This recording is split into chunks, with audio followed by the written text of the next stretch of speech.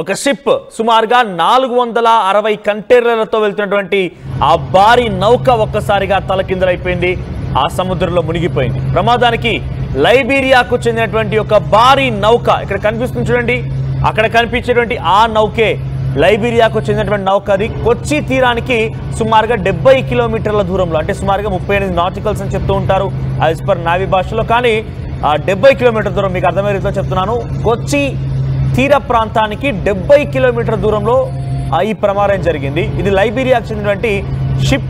So దాని పేరు MSC Elsa 3గా తెలుస్తోంది.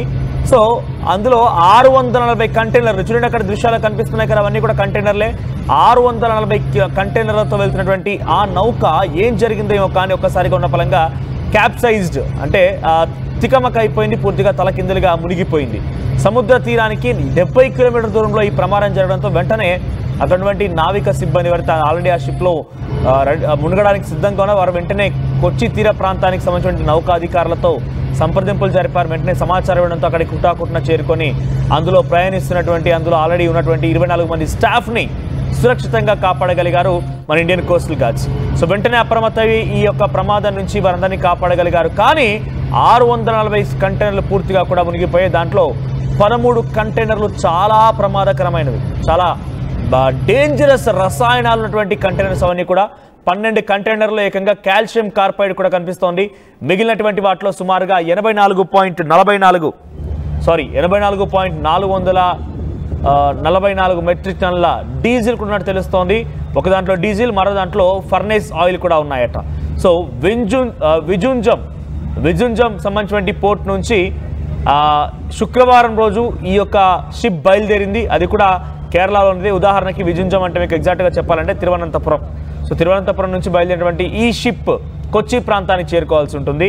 640 కంటైనర్లతో ఉన్నటువంటి ఆ షిప్ కొచ్చి ప్రాంతానికి మరొక 70 కిలోమీటర్లు వెళ్తే తీర ప్రాంతానికి చేరిపోయేది. కంటైనర్లు సేఫ్గా కిందికి తీసేవాళ్ళు, సురక్షిత ప్రాంతాలకు తరలించేవాళ్ళు, ఎక్కడిదక్కడికి డిస్పోజ్ అయిపోయేది. కానీ శుక్రవారం రోజు బయలుదేరినటువంటి ఆ షిప్ శనివారం మధ్యాహ్నానికల్లా ఒక్కసారిగా తికమక అయిపోయింది, పూర్తిగా తలకిందులుగా మునిగిపోయింది. సో దీనికి గల కారణాలు ఏముంటాయి, ఏం జరిగి ఉంటుందనే విషయం పైన కొంత మనం చర్చిస్తే కనుక, ప్రస్తుతం వాతావరణంలో మార్పులు ఉంటాయి. డెఫినెట్గా వర్షాకాలం రానే వచ్చేసింది. ఇంకా కేరళ అంటే నైరుతి ఋతుపవనాలు ముందుగా ఎంట్రీ ఇచ్చేది కూడా కేరళలోనే. సో కొంత వారం రోజుల ముందుగానే ఎంట్రీ ఇస్తున్నాయి. సముద్రంలో ఏదైనా అటువంటి మార్పుల నేపథ్యంలోనే ఈ రకంగా జరిగి ఉంటుందనేది ఒక అనుమానంగా ఉంటే, ఇంకొకటి అది తీర ప్రాంతం. సో ఇప్పటికే పెద్ద ఎత్తున మనందరం కూడా చూస్తూనే ఉన్నాం. మన చుట్టూ ఉన్నవి కూడా శత్రు దేశాలే. శ్రీలంక, బంగ్లాదేశ్, నేపాల్, పాకిస్తాన్, ఇటువంటి దేశాలతో మనం మధ్యలో ఉన్నాం. ఈ చుట్టుముట్టినటువంటి దేశాలతో మనకు శత్రుత్వం ఉంది కదా, వాళ్ళు ఏదైనా కుట్రల పని ఉంటారనేది కూడా కొంత అనుమానంగా ఉంది. సో ఒకసారి దృశ్యాలు చూడండి. ఫస్ట్ బాక్స్లో మీకు కనిపించే దృశ్యాలన్నీ కూడా ఎప్పుడైతే ఈ షిప్ అనేది పూర్తిగా తలకిందులైపోయి మునిగిపోయిందో, దాంట్లో సుమారుగా 24 మంది స్టాఫ్ మునిగిపోయారు. దాంట్లో ఉన్నటువంటి వారందరినీ కూడా చాలా సురక్షితంగా కాపాడడం కోసం మన ఇండియన్ కోస్ట్ గార్డ్స్ తీవ్రంగా శ్రమించి రెస్క్యూ ఆపరేషన్ చేపట్టి అందరూ కూడా సేఫ్గా తరలించారు. INS సుజాత వీరిని కాపాడినట్టుగా తెలుస్తోంది. ఒకసారి ఆ సంబంధిత దృశ్యాలు చూద్దాం. మరింతగా దీనికి సంబంధించి చాలా డేంజర్ ఇది. ఇప్పటివరకు మీకు చెప్పింది కేవలం వార్త మాత్రమే, కానీ ఆ తర్వాత కేరళ వాతావరణం ఎలా మారబోతోంది, సముద్రంలో ఎటువంటి డేంజరస్ సిచ్యువేషన్ ఉంది సముద్రంలో ఈ షిప్ ఉండడం వల్ల అనేది నేను మీకు చెప్పే ప్రయత్నం చేస్తాను. ఒకసారి ఆ దృశ్యాలను చూడండి.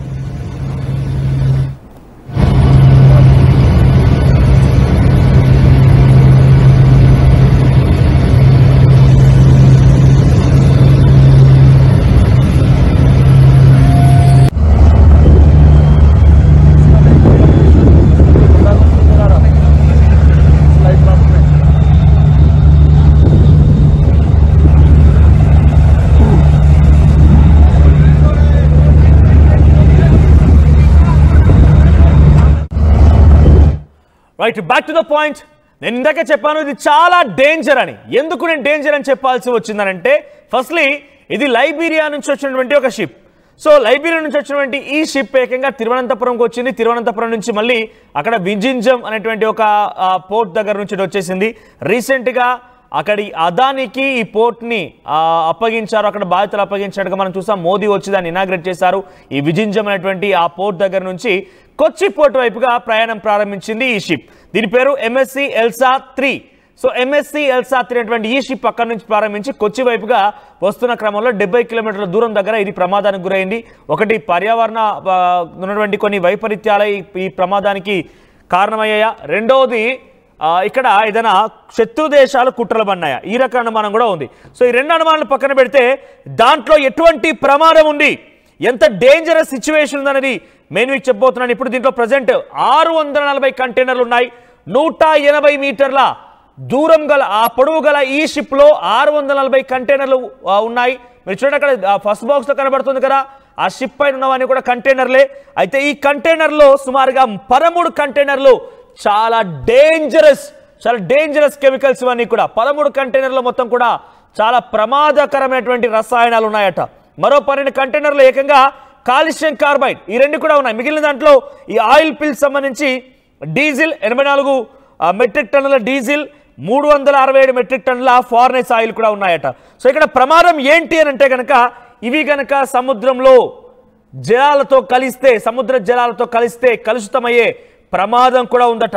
ఏకంగా ఆ తీరం వెంబడి నుంచి ఆ ప్రమాదజనక సంఘటన నుంచి 70 కిలోమీటర్ వరకు కొచ్చిన దూరం అని చెప్పాను కదా, ఇక్కడ కనుక ఆ ఆయిల్ స్పిల్స్ మొత్తం కింద పడినటువంటి ఆయిల్ మొత్తం కూడా లీక్ అయిపోయి రసాయనాలు లీక్ అయిపోయి ఈ ఫర్నెస్ ఆయిల్ మొత్తం లీక్ అయిపోయి అది కనుక కొచ్చి తీరం వైపుగా కనుక ఆ కెమికల్ స్ప్రెడ్ అయితే కనుక ఆ నీటిని ముట్టుకున్నా కూడా చాలా ప్రమాదకరమైనటువంటి వ్యాధులు వచ్చే అవకాశం ఉంది, యాసిడ్గా కూడా మారే అవకాశం ఉందట. అటువంటి ప్రమాదకరమైనటువంటి కెమికల్స్ అటువన్నీ కూడా. సో కంటైనర్లు అందులో నుంచి బయటకు వచ్చిన ఇంధనం తీరం వైపుగా వస్తే దాన్ని తాకొద్దని చెప్పి ఇప్పటికే కేరళ ప్రజల్ని విపత్తు నిర్వహణ సంస్థ అంటే డిజాస్టర్ మేనేజ్మెంట్ సంబంధించినటువంటి ఆ సంస్థ అలర్ట్ చేసింది.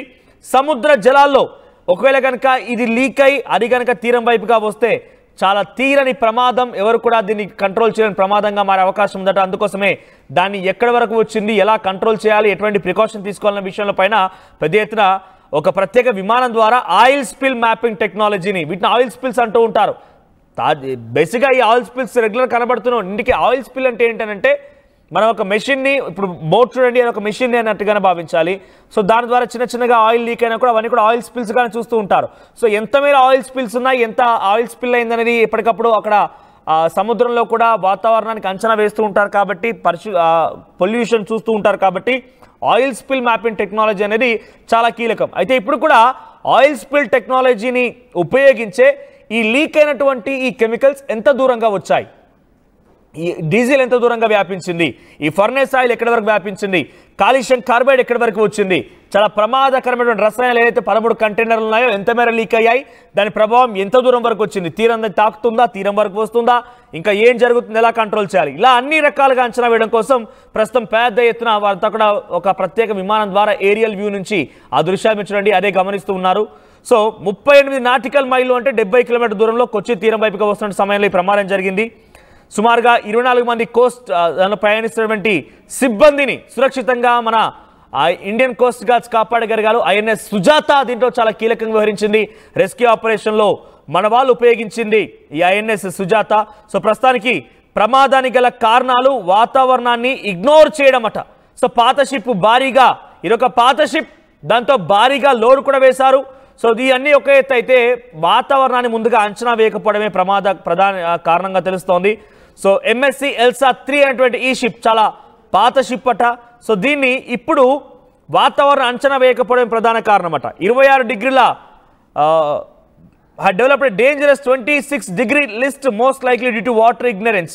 So present possibly from aging seawater cooling pipes compounded by rough seas linked to an incoming monsoon system. ఒకటి నేను చెప్తున్నాం కదా, వాతావరణమే దీనికి ప్రమాదకర కారణంగా తెలుస్తోంది. వాతావరణం ముందస్తుగా అంచనా వేయకపోవడము, అక్కడ సముద్రంలో కూడా మార్పులు చేర్పులు ఉంటాయి కాబట్టి ఆ మార్పు చేర్పులని ముందస్తుగా అంచనా వేయకపోవడం ప్రమాదం గల ప్రధాన కారణంగా తెలుస్తోంది.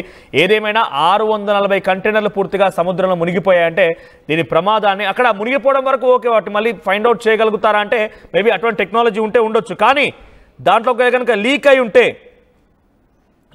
ఉంటే కనుక చాలా పెద్ద ప్రమాదం. రసాయనాలు మొత్తం కూడా సముద్రం లీక్ అయిపోయి యాసిడ్గా కూడా మారే అవకాశం ఉందట. ఆ రసాయన లీకేజ్ తర్వాత వాటర్తో మిక్స్ అయిపోయి వాటర్ కనుక తీరం వైపుగా వస్తే అక్కడ వరకు విస్తరిస్తే కనుక వాటిని ముట్టుకున్నా తీరనేటువంటి ఒక యాసిడ్ లాగా మారిపోయే అవకాశం ఉందట. పైపెచ్చు వాటిని ఆ గాలి అదంతా కూడా అక్కడ చుట్టుపక్కలంతా కూడా కొంత ప్రమాదానికి క్రియేట్ చేసే అవకాశం కూడా ఉందట. అయితే అరేబియా సముద్రంలో తుఫాన్ హెచ్చరికలని కెప్టెన్ ఇగ్నోర్ చేయడం వల్లే ఈ ప్రమాదం జరిగిందట. సో అరేబియా సముద్రంలో ఉన్నటువంటి ఇప్పుడు ఆల్రెడీ శక్తి తుఫాన్ ఇవన్నీ కూడా వస్తున్నాయి కాబట్టి నైరుతి ఋతుపవనాలతో పాటుగా శక్తి తుఫాన్ ఇవన్నీ కూడా ఒక పెద్ద ఎత్తున ఆందోళన కలిగిస్తోంది కాబట్టి ఇవన్నిటి కూడా ముందుగా అంచనా వేయకుండా ఇగ్నోర్ చేసి ప్రయాణాన్ని కొనసాగించడమే ఇది ప్రమాదం గల కారణంగా తెలుస్తోంది. పెద్ద ఎత్తున ఈ క్యాప్సైజ్ అయినటువంటి షిప్ నుంచి 640 కంటైనర్ని ఇంకా తీయాల్సి ఉంది. దాంట్లో ఎంత మేర సేఫ్గా ఉన్నాయి, వాటిని మళ్ళీ వెలికి తీయగలుగుతారా, వాటిని వినియోగించగలుగుతారా అనేది మాత్రం చాలా బిగ్ సస్పెన్సే.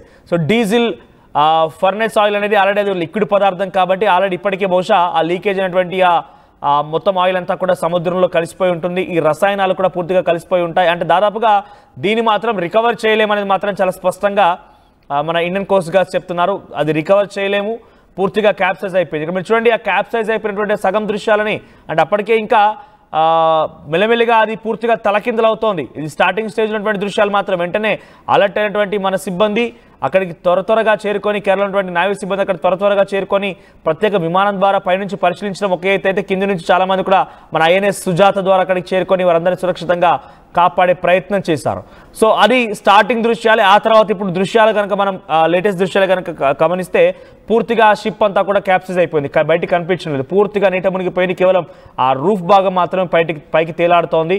తలకిందులైపోయింది ఈ షిప్ అంతా కూడా. 640 కంటైనర్లు పూర్తిగా నీళ్ళలో కలిసిపోయాయి. ఎట్టి పరిస్థితుల్లో దాన్ని రికవర్ చేయలేము. రికవర్ చేయడం పక్కన పెడితే అది పెద్ద ప్రమాదంగా కూడా మారే అవకాశం ఉంది కాబట్టి దాని నుంచి అలర్ట్గా ఉండమని చెప్పి అక్కడ సిబ్బంది ఎప్పటికప్పుడు అంచనా వేస్తున్నారు. సో నౌక ప్రమాదానికి వాతావరణం సహకరించకపోవడం, వాతావరణాన్ని ముందుగా అంచనా వేయకపోవడమే ప్రధాన కారణంగా తెలుస్తోంది. ఏదేమైనా ఇప్పుడు ఈ సమయంలో ఈ షిప్ ఇలా పడిపోవడం, దాన్ని ఇక్కడ చూడండి ఒకసారి మళ్ళీ ఫీచర్ పేజ్ అయిన ఫొటోస్లో. సో ఆ ఫొటోస్లో గమనించండి, కేవలం రూఫ్ మాత్రమే కనబడుతోంది. ఎస్, ఇదన్నీ కూడా స్టార్టింగ్ ఫొటోసే. రైట్ సైడ్ బాక్స్లో కనబడుతున్నవి ఇవన్నీ కూడా షిప్ మునుగుతూ ఉన్నటువంటి సమయంలో మాత్రం దృశ్యాలే. ఆ తర్వాత పూర్తిగా ఇదంతా కూడా తలకిందులైపోయి కింది భాగం మొత్తం కూడా ఎస్ ఇక్కడ చూడండి, కంటైనర్ మొత్తం తేలాడుతున్నాయి. ఆ నౌక నుంచి వచ్చిన కంటైనర్ మొత్తం కూడా తేలాడుతున్నాయి. పైన అలా అవన్నీ కూడా తేలికపాటిగా మారిపోయి పైన తేలాడుతూ ఉన్నాయి. సో రీసెంట్ దృశ్యాలు ఇవన్నీ కూడా. సో ఈ ప్రమాదంలో చాలా తీవ్రమైనటువంటి ఒక ప్రమాదంగా, అంటే ఈ ఘటనలో చాలా తీవ్రమైనటువంటి ఒక ప్రమాదం, ఏకంగా వాతావరణాన్ని పూర్తిగా కలుషితం చేసేటువంటి ఒక ప్రమాదం జరిగిందని చెప్పి మాత్రం తెలుస్తోంది. సో అక్కడ స్టాఫ్ను అయితే సేఫ్గా కాపాడగలిగారు. కానీ ఇప్పుడు మరి దాన్ని ఎలా రికవర్ చేస్తారు? ఆ తీర ప్రాంతం వైపుగా, కొచ్చిన్ తీర ప్రాంతం వైపుగా కనుక ఈ కంటైనర్ నుంచి లీక్ అయినటువంటి ఆయిల్ కానివ్వండి, ఆ కెమికల్స్ అన్ని కనుక మిక్స్ అయిపోయి వస్తే అక్కడ ప్రజలు ఎంత మేర వ్యాధిగ్రస్తులు అవుతారు, వ్యాధికి కొంత గ్రస్తులు అవుతారు, వ్యాధి వాళ్ళందరూ కూడా సోకుతుందనేది మాత్రం కొంత భయాందోళనగానే ఉంది. ఏదేమైనా ముందస్తుగా అంచనా వేయకపోవడమే దీనికి ప్రమాద కారణంగా తెలుస్తోంది.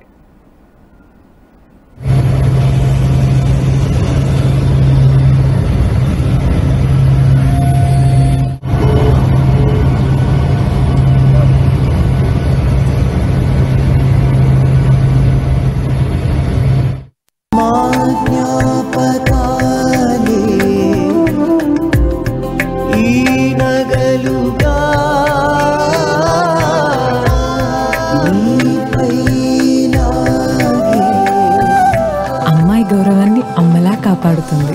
Gokulam signature jewels. Sugar patients చపాతీ రోటీ కాకుండా సంతృప్తిగా రైస్ కూడా తినవచ్చు.